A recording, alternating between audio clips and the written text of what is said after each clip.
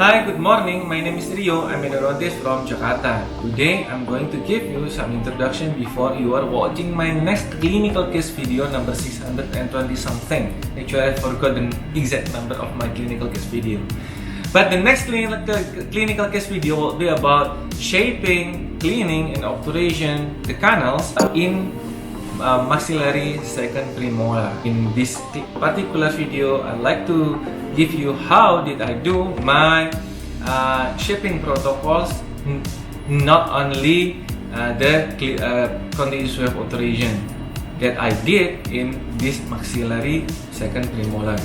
So, in order to have a final shape preparation of my root canals, I need to start with squatting the canal up to the working line. I start with K-file number 10, hand K-file, and then after having final squatting, I continued with rotary vials to achieve this glide path. I use 1G from Micromega, which has 0.14 in its D0 and has a 3% taper. And then, after having a smooth and reproducible glide path, I continued with a vinyl file with one curve from Micromega. The file that I used was one curve with 4% taper. It is not a former one curve which has a 6% taper. It has the file that I used has 4% taper.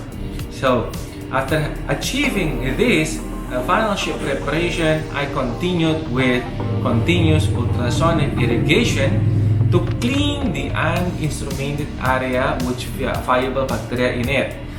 And then I filled the canal with continuous wave obturation using bioceramic sealers. So as you can see from my final x-ray, there is a isthmus in between a palatal and buccal root canal, which is filled with bioceramic sealers. So if you ask me, how did I do to fill these isthmuses? It is because my irrigation protocol can clean the uninstrumented area. I hope that this video is useful for you, and don't forget to subscribe to my YouTube channel to get the latest clinical case video. And like if you like. I hope you stay healthy and see you next time. Wassalamualaikum warahmatullahi wabarakatuh. Bye.